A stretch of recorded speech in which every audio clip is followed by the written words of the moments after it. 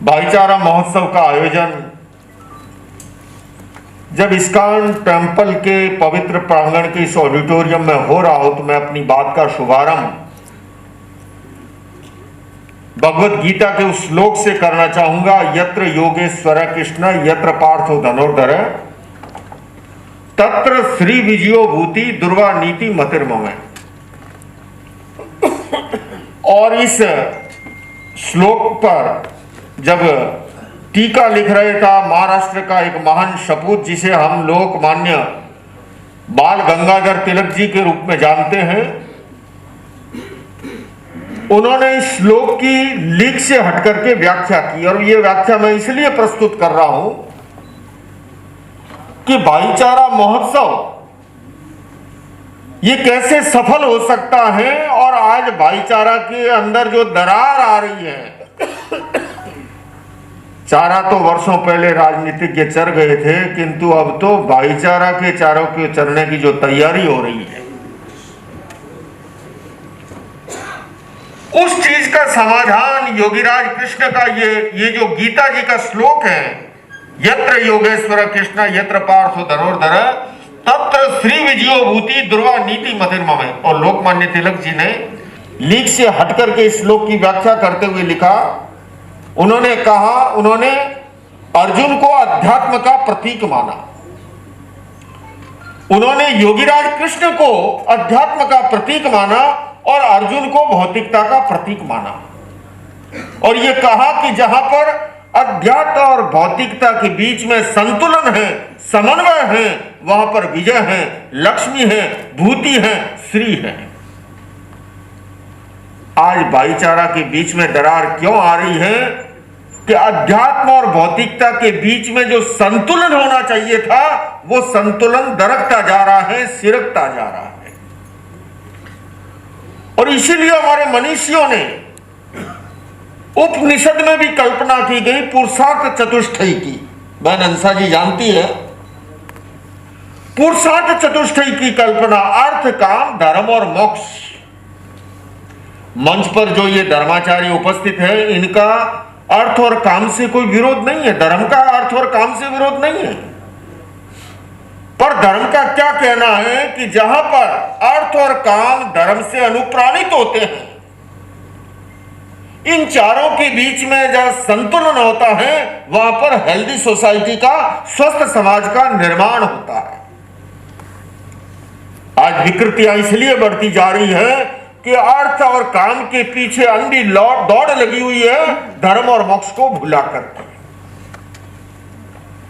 बंधुओं और बहनों,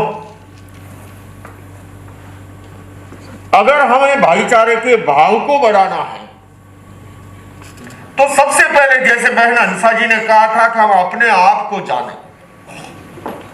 हमारी चेतना के 3 स्तर हैं। हर एक के अंदर स्वार्थ की चेतना भी विद्यमान है, परार्थ की चेतना भी है और न्यूनाधिक रूप में परमार्थ की चेतना भी है। जब तक इन तीनों के बीच में संतुलन रहता है, यह आर्थिक नगरी मुंबई अर्थ की भाषा जानती है। थोड़ा सरल शब्दों में अगर कहूं, स्वार्थ का मतलब है मेरा सो मेरा, तेरा सो भी मेरा, यह है स्वार्थ। परार्थ का अर्थ है मेरा सो मेरा और तेरा सो तेरा। किंतु परमार्थ का अर्थ है, ये देवेंद्र भाई जी ये महोत्सव क्यों कर पाए? इन्होंने वर्षों पूर्व घर को छोड़ करके परमार्थ के लिए, तेरा सो तेरा, मेरा सो भी तेरा, ये जब भावना प्रकट होती है, परमार्थ की भावना, तब जो है स्वस्थ समाज का निर्माण होता है। किंतु बंधुओं और बहनों, आप और हम सभी जानते हैं, जब जब स्वार्थ प्रबल होता है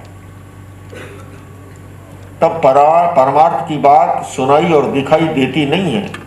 एक मित्र ने दूसरे मित्र को फोन किया कि लो, मैं वो राजू भाई को भेज रहा हूं, 5 लाख रुपए दे देना। तो कहता है हेलो हेलो क्या कह रहे हो, आवाज नहीं आ रही है। इसने कहा रे मैं राजू भाई को भेज रहा हूं, 5 लाख रुपए दे देना जो मैंने दिए थे। बोले हेलो हेलो क्या कह रहे हो, आवाज नहीं आ रही है। अभी आजकल का मोबाइल का जमाना नहीं था, बीच में ऑपरेटर था, उसने कहा जी आवाज तो बड़ी साफ आ रही है, 5 लाख रुपए मांग रहा है। बोले तेरे को सुनाई देता तू दे दे, मेरे को तो सुनाई दे देता।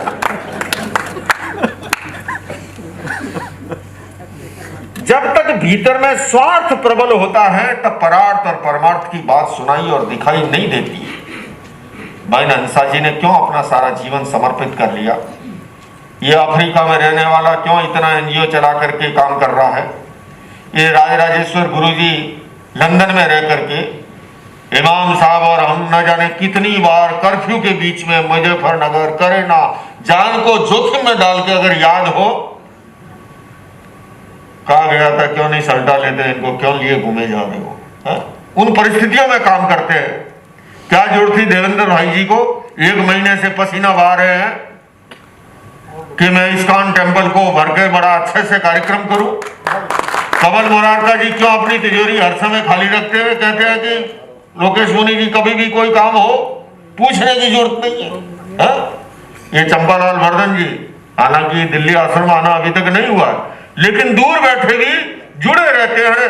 सामने न जाने कितने कार्यकर्ता जुड़े हुए जो हैं, मैं किन किन का नाम लूं, गणपत कोठारी का लूं, कांति मेहता का लूं, हमारे इनका सामने हमारी श्राविकाएं बैठी है जो गीतों में बड़ा काम करती है, कोकिला जवेरी का लूं, प्रधान जी का लूं, संगीता का लूं, किन किन का मैं नाम लूं, सुदर्शन जी का लूं, है ना? ये सारे क्यों? इसके पीछे एक ही भावना है बंधु और बहनों, हमारा भारत देश जो है ये बहुलतावादी संस्कृति का देश है। अनेकता में एकता उसकी मौलिक विशेषता है। सर्वधर्म सद्भाव उसका मूल मंत्र है और उस संस्कृति की संरक्षण और संवर्धन का हम सबका दायित्व है।